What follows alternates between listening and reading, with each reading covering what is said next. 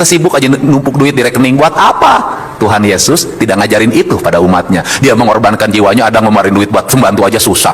Ke gereja harus ada makna bagi rumah. Saya yakin jamaah di sini adalah jamaah yang baik-baik terhadap para pembantunya, para asisten pembantunya, security-nya, pada siapapun.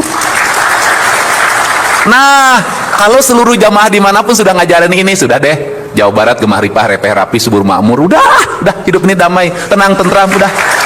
Seluruh jamaah yang hari ini sudah, kata orang Sunda itu, bermunajat, melakukan proses kontemplasi diri untuk membangun nalar keseimbangan ruhani yang sempurna antara raga dan rasa, antara makhluk dan holik, antara yang diciptakan dengan yang menciptakan. Ada 3 hal yang harus menjadi kesadaran kita sebagai makhluk manusia tanpa bicara suku, agama, dan ras.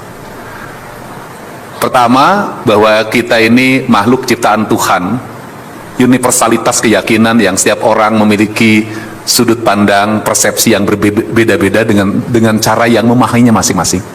Itulah yang disebut dengan kebenaran esensi, kebenaran asasi, kebenaran universal, dan kebenaran hakiki. Karena itu kebenaran esensi, kebenaran asasi, kebenaran universal, maka kebenarannya tidak bisa dipersepsikan. Karena kebenarannya tidak bisa dipersepsikan, maka itu adalah kebebasan rasanya masing-masing, kebebasan cintanya masing-masing. Tidak bisa kita mengukur keyakinan orang lain lewat keyakinan kita, tidak bisa kita mengukur baju orang lain dengan baju kita, tidak bisa kita mengukur bahasa orang lain dengan bahasa kita, tidak bisa kita mengukur enaknya makan orang lain dengan enaknya makan kita, karena inti urusan rasa. Itu yang disebut dengan kebebasan universal. Maka setiap orang memiliki hak yang sama, memiliki privacy yang sama tanpa tidak boleh diadili. Saya katakan, setiap orang memiliki persepsi yang sama, hak yang sama, tidak boleh diadili. Makanya keyakinan tidak boleh diadili. Kalau kita mengadili keyakinan, maka kita seolah-olah menjadi manusia yang mengerti isi hati manusia. Sekali lagi, karena itu adalah keyakinan, kita tidak boleh mengadili manusia berdasarkan isi hatinya. Maka cinta tidak boleh dikekang, maka cinta tidak boleh dibatasi, maka cinta adalah kebebasan. Andai kata orang menderita karena cinta yang diungkapannya, itu adalah urusan dirinya sendiri. Yang kedua adalah, kita adalah sebagai makhluk bumi. Ini yang ingin saya ingetin pada semuanya. Karena kita sebagai makhluk bumi, maka kita sama hukumnya, yaitu kita harus taat pada hukumnya bumi. Karena taat sama hukumnya bumi, udara yang tekanannya tinggi bergerak menuju tekanannya rendah. Air yang ada di puncak turun ke bawah. Batu yang dilempar ke atas jatuhnya ke bawah. Setiap ditampar rasanya sakit. Kalau tidak sakit, pura-pura tidak sakit. Nah, karena kita makhluk bumi, kita ini setara, kita ini sama, hukumnya sama. Hukum gravitasi itu sama, hukum tekanan udara itu sama, seluruh IPA itu sama ajarannya. Tidak pernah ada pelajaran IPA di sekolah, ini buat Katolik, ini buat Protestan, ini buat NU, ini buat Muhammadiyah, tidak ada. Semuanya sama. Karena semuanya sama, maka deritanya pasti sama. Kalau orang ngebabat gunung habis-habisan, banjirnya kebagian semua. Itu banjir nggak pernah nanya, ini jamaah mana ya? Nggak bisa. Kalau ada virus, maka virus itu menyebar tanpa bicara dia yakin atau tidak, dia agamanya apa, semua orang kena. Karena itu apa sih yang saya usung ketika saya jadi gubernur hari ini adalah mengusung, mari kita kembalikan cinta. Itu adalah kembali beragama berdasarkan keyakinannya, itu hak pribadi masing-masing. Tapi kalau berperilaku harus sama, bertindak harus sama, karena ini urusan bumi, karena ini urusan dunia. Karena urusan dunia, maka bagi saya ketika tadi saya mengamati ya kan, bagaimana memahami Nabi Isa alaihissalam dalam pemahaman saya, itu atas pengorbanannya, berani mengorbankan dirinya demi keberlangsungan umatnya, demi keselamatan pengisi buminya. Dia berani disakiti, dia berani menjadi orang yang ikhlas tersakiti, kemudian dia pergi dalam keadaan tersenyum, tidak dalam keadaan meringis. Paham itu saya. Itu kalau kata, ini kalau orang Sunda, ini saya ngomong orang Sunda nih, orang Sunda itu puncak spiritualitas tertinggi itu adalah dengan membuat sesajen, gitu loh. Sesajennya bunga-bungaan, kemudian bubur merah, bubur putih, dan yang tertingginya itu bikin bakakak ayam. Bakakak itu semuanya terlentang. Dia menyerah dengan seluruh pasar, seluruh jiwa raganya, tanpa ada sedikit pun dalam dirinya rasa takut, rasa nyeri, rasa apapun. Itulah pengorbanan yang tertinggi. Jadi pengorbanan manusia yang tertinggi adalah ketika dalam dirinya sudah pasrah. Nih, kalau gitu kan, itu kan pasrah. Orang Islam juga pasrah gitu loh. Jadi orang yang pasrah itu sudah, kata orang Sunda begini, ini nanti bisa ditafsirkan. Perasaan nggak ada tafsirnya. Hirup ukur sasampuran, awak ukur sasampayan, sariring-riring dumadi, sarengkat, saparipola, sadaya, kersaning Allah. Jadi karena kersaning Allah ya sudah, kita totalitas aja. Manusia yang tertinggi derajatnya adalah ketika manusia sampai pada puncak kesulitan yang tidak bisa diselesaikan, maka jalan terakhir adalah dia berserah. Sudah. Dan orang suka salah tafsir, orang yang berserah itu kalah. Awas ya, ulah belegug ya. Ketika melihat lawannya itu sudah nyangakeun sadaya-daya beuheung teuk-teukeun ti korogorokeun suku benteng kelokeun eles ya ku aing belegug sia-sia nu eleh anjing. Yang kalah itu ketika orang sudah begini lantas masih begini merasa paling hebat, kamu yang kalah, dia yang menang. Maka berhati-hatilah ketika kita menyakiti orang yang orang itu tidak melawan. Hati-hati. Kenapa? Dialah pemenang dari sebuah pertarungan. Hari itu memang seperti dia tersakiti, hari itu dia kalah. Tapi ingat, seluruh semesta menyaksikannya dengan penuh cinta dan rasa. Kau akan dihancurkan pada suatu saat akibat kepongahan. Wow. Makanya kalau di wayang itu selalu siapa sih orang yang kalau disakitin itu tidak pernah melawan Semar. Mangga jangakeun gamparan juragan abdi nuhun sadaya-daya. Enggak ada tuh. Di kita terbalik, yang menang itu si anjing, awas ya, sia nu eleh. Nah itu makanya tiluhi-tiluhinya mengajarkan itu, mengajarkan penyerahan, mengajarkan kepasrahan. Sama Islam juga mengajarkan kepasrahan, totalitas disebutnya. Nah karena ini bumi, maka saya ngajak pada semua nih yang merasa mencintai Jawa Barat, yang merasa mencintai Nabi Isa alaihissalam, Bapak dan Ibu bilangnya yes, Tuhan Yesus, sudahlah. Betapa bumi ini disakiti oleh kita semua. Tanah ini kan ibu kita, sebutnya ibu pertiwi. Orang Sunda nyebutnya Sunan Ambu. Betapa kota Bandung itu begitu sakit. Tanah digali, disimpan beton. Apa tanah nggak sakit? Orang Sunda itu sebenarnya nggak boleh.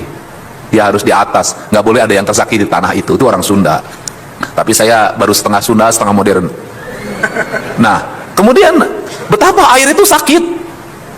Itu Citarum, sudah di atasnya ibu kandungnya, yaitu pohon-pohon yang rindang dan besar tuh dibabat habis, kuno hayang benghar, geus benghar anger teu benghar-benghar. Kenapa geus benghar teu benghar-benghar? Sudah duitnya banyak, masih ngemplang terus, masih ngerampok terus, masih nyuri terus, masih ngambil hak orang terus. Ari sia rek modal mah sabaraha tahun deui isukan ge paeh. Udah sakit, Pak. Terus turun lagi ke bawah, sakit lagi, nu modal kasusukan. Limbah rumah tangga deterjen dimasukin ke air lagi, kemudian limbah pabrik ke air lagi. Anda berdoa di gereja, Anda berdoa di masjid, merasa diri paling ahli ibadah, Anda buang limbah racun ke pabrik ke Citarum, bohong ibadah Anda, wadul. Kenapa? Anda berbuat tidak baik. Mencuci barang tambang dengan merkuri, Anda uang itu disumbangin ke gereja, Anda uang itu disumbangin ke masjid, orang tahu menyebut Anda adalah ahli ibadah, ahli sosial, orang dermawan. Tuhan mengutuk Anda telah menutup kejahatan Anda dengan kebaikan. Kejahatan tidak bisa ditutup dengan kebaikan, tidak bisa. Catatannya tetap ada, hukumannya tetap ada, yang ada hanya menjadi tolak bala saja. Bohong kalau bisa dihapus, nggak ada. Hutang di bank bisa dihapus, dosa nggak bisa. Tetap harus ada tebusannya, harus ada nanti dicuci dulu, ngenah wae bisa digratiskan, nggak bisa. Nah ini saya ngikutin. Nah apa sih problem Indonesia, problem Jawa Barat hari ini adalah dosa pada alam. Sudah titik, udah. Itu dosa pada alam, ini rusak Pak. Ayo, sudah. Anda tiap hari rekreasi ke puncak, oh asik di puncak ya. Puncak itu tempatnya ente, tempatnya pohon, diganti jadi pila. Banjir Pak, mati orang di Cisarua, sengsara di Bekasi, sengsara di Jakarta. Anda menjadi ahli ibadah? Tidak, Anda adalah pembuat kerusakan. Jadi saya ngajak pada gereja, pada masjid semuanya, mari kita bersama-sama hari ini dan ke depan taubat. Taubat kita adalah taubat ekologi, taubat pada yang kita telah menista ciptaan Tuhan, yang kita tidak mengerjakan sebagaimana fitrah penciptaannya. Kenapa? Hidup pengen harmoni, hidup ingin damai. Orang kaya punya rumah di kota Bandung, punya rumah di Jakarta, ada kolam renangnya, ada salonnya, pakai lift, naik ke lantai atasnya, kamarnya gede, kamar mandinya segede lapang sepak bola. Ya kan, ruang TV-nya ada, ruang keluarganya ada, rumahnya nggak pernah diisi. Kalau Jumat dan Sabtu pergi ke gunung, kalau Jumat dan Sabtu pergi ke gunung, berarti rumah yang megah pakai AC itu tidak membuat Anda damai. Tetap saja, tempat yang terbaik untuk menyepi adalah gunung. Lahirlah healing. Siapa yang suka healing? Orang-orang agar eling. Healing itu orang-orang agar eling. Karena apa? Karena orang-orang yang eling, hidupnya senantiasa tenang, tentram, dan damai. Karena dia eling pada tiga, eling ka Gusti, eling ka diri, jeung eling ka sasama hirup. Sing areling urang kabeh teh. Terakhir, kita juga harus ini, saya ngingetin juga, berpasrah. Kita harus menghormati pengorbanan sopir kita. Udah, kita menghormati pengorbanan Yesus. Ya, Yesus juga menyuruh kita harus menghormati pengorbanan supir. Supir Anda bersama istri muda, sopirnya nungguin 2 jam. Dia, istrinya ditinggalin, bener nggak? Suaminya lagi nakal-nakal di Bandung dugem, dak laki-lakinya, sopirnya nungguin di luar. Dia sudah nggak ketemu istrinya beberapa bulan. Pulang mabuk dari dugem, sopirnya nungguin, harus jaga rahasia ke istrinya.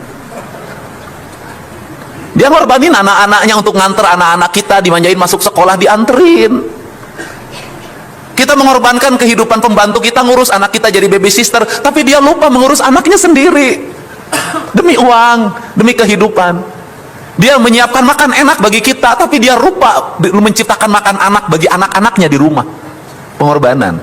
Karena kita punya uang, kita tidak bisa berbuat sesuka pada setiap orang. Saya pakai baju bersih seperti ini karena ada kuli nyuci. Saya bisa bersih rapi karena ada tukang cukur. Saya di rumah ke rumah bisa bersih karena ada tukang sapu. Saya bisa tidur nyenyak karena ada yang jaga di rumahnya, ada security.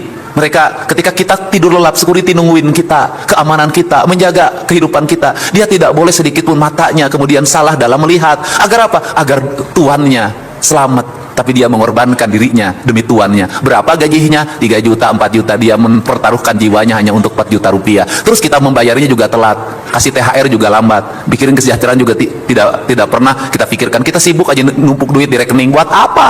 Tuhan Yesus tidak ngajarin itu pada umatnya. Dia mengorbankan jiwanya. Ada ngemarin duit buat pembantu aja susah.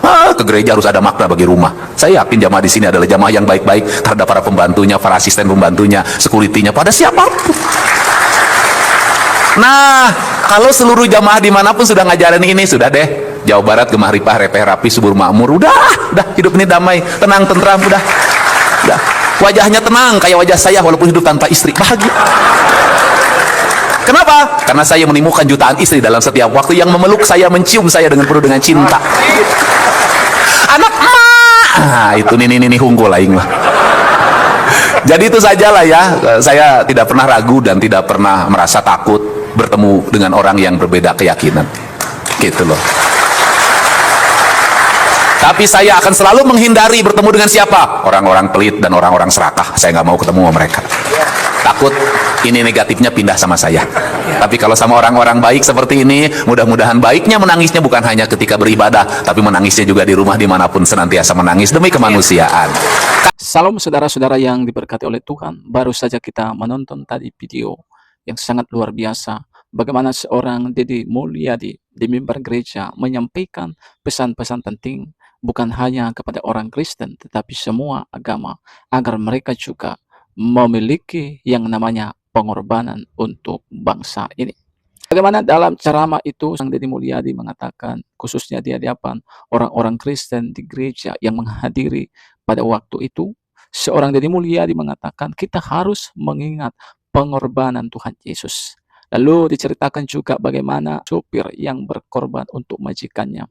Sehingga sang supir ini berhari-hari tidak jumpa dengan istri dan anak-anaknya karena pekerjaan, dan itu pun hanya digaji 3 bahkan sampai 4 juta. Begitulah Tuhan Yesus berkorban bagi kita semua, agar kita pun mengingat pengorbanan Tuhan Yesus yang diberikan kepada kita dengan cuma-cuma, agar kita pun berkorban bagi orang lain, agar kita pun berkorban bagi bangsa kita. Seorang Deddy Mulyadi mengatakan dengan tegas, kalian ya dengan bahasa sehari-hari atau dengan bahasa yang dapat kita mengerti, seorang Deddy Mulyadi secara tidak langsung mengatakan, percuma kalian pergi ke gereja, pergi ke tempat ibadah, tapi kalau kalian pulang dari gereja, lalu kalian merusak alam, membuang sampah sembarangan. Ungkap seorang Deddy Mulyadi, Gubernur Jawa Barat. Saudara-saudara, sangat luar biasa. Ini boleh menjadi tamparan bagi kita, agar kita pun sebagai orang-orang Kristen, ya, mendengarkan pesan penting ini. Karena dari perbuatan kita itulah kita akan dinilai orang, dari tingkah laku kita, dari apa yang kita lakukan dalam keseharian kita. Dari situlah orang akan menilai seperti apa kita, seperti apa kepercayaan kita. Nah, untuk itulah seorang Deddy Mulyadi mengatakan dengan tegas agar selalu mau berkorban, mengingat pengorbanan Tuhan Yesus Kristus yang diberikan dengan cuma-cuma karena Yesus mengasihi kita. Maka kita pun wajib berkorban bagi sesama kita, berkorban bagi bangsa kita, berkorban untuk kesejahteraan bangsa kita. Banyak hal yang harus kita lakukan. Salah satunya seperti yang disampaikan oleh Deddy Mulyadi, jangan buang sampah sembarangan, jangan merusak alam, tapi cintailah alam atau tempat yang diberikan Tuhan kepada kita. Itu. Yang kedua, bagaimana caranya agar kita mengusahakan kesejahteraan bagi bangsa kita? Kita berdoa bagi bangsa kita ini. Lalu yang ketiga, bagaimana caranya agar kita menciptakan kesejahteraan bagi bangsa kita? Yang ketiga, dimanapun kita berada, mari kita saling bertoleransi satu sama lain tanpa memandang agama. Ya, dan kita melihat di negara kita, khususnya negara Kesatuan Republik Indonesia, di negara ini sangat tertanam, saya lihat hal-hal, contohnya dalam satu pekerjaan. Ya, maka orang akan mulai melihat apa agamanya. Kira-kira agamanya bukan agama mayoritas, ya kemungkinan akan ditolak. Nah, seorang Deddy Mulyadi mengatakan sebagai gubernur agar kita itu memiliki toleransi yang kuat. Kita harus dalam beragama itu, kita itu harus bermanfaat, harus menciptakan kedamaian, kesejahteraan bagi orang lain, bukan malah merugikan orang lain. Kita juga harus mengingat bahwa negara kita Kesatuan Republik Indonesia adalah Bhinneka Tunggal Ika. Walau kita berbeda-beda, tapi kita tetap satu jua. Harapan dan doa-doa kita agar bangsa kita ini maju, agar bangsa kita ini terciptalah kedamaian. Tuhan memberkati kita. Salam.